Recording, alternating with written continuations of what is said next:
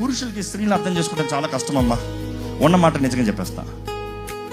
అడుగుతాడు ఆయన, నీ మొహంలో ఫీలింగ్స్ చూసి, ఎమోషన్స్ చూసి ఏమైంది అని అడుగుతాడు. ఏమంటారు చెప్పండి భార్యలో? ఏమి లేదు. ఏమైంది అని అడిగినప్పుడు చెప్పేచ్చుగా, ఏం లేదు. మరలా అడుగుతాడు, ఏమైంది? మా పురుషులకు ఒకే లాంగ్వేజ్ ఉంటుంది, yes no, switch on switch off అంతే తెలుసు. కానీ మీకు ఏమీ లేదంటే నా ఎక్స్పీరియన్స్ చెప్తాను. 4 పిల్లల తండ్రిగా, 12 సంవత్సరాలు ముగిసిన వివాహంగా నేను చెప్పగలను, నా భార్య ఏమి లేదనుకో ఇంకా ఆ రోజు అన్ని పనులు ఆపేస్తా. అన్ని పనులు ఆపి చక్కగా కూర్చుంటా. ఫస్ట్ ప్రార్థన చేసుకుంటాను, దేవా నాకు ఓపిక దయచేయి ప్రభువా, నాకు శక్తి దయచేయి ప్రభువా. ఏమైంది? ఏమి లేదు. ఏమైంది? ఏమి లేదు. ఏమైంది? ఏమి లేదు.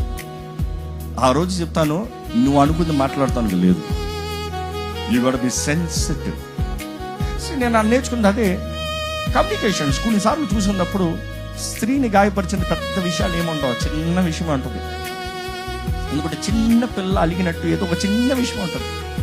కొన్నిసార్లు నేను విన్నప్పుడు ఇంతేనా అని పడిపడిన అవుతా. ఇంతేనా, ఇంతేనా, ఇదేదో ముందే చెప్పచ్చుగా. చూసి understanding is the key. Understanding అన్నప్పుడు కమ్యూనికేషన్. మాట్లాడాలి. మాట్లాడితే తెలియజేయబడుతుంది. మాట్లాడినంత వరకు ఎవరికి ఎవరి మనసు తెలియదంట. నేనంటాను, భర్తలు కూడా భార్యతో మాట్లాడాలి. ఈరోజు భార్యలకి ఇళ్లలోనే ఉండాలనుకో కొంతమంది, ఏం బాధ్యత తెలుసు, ఏ భారం తెలుసు, ఏ సవాలు తెలుసు, ఏ ఒత్తిడి తెలుసు.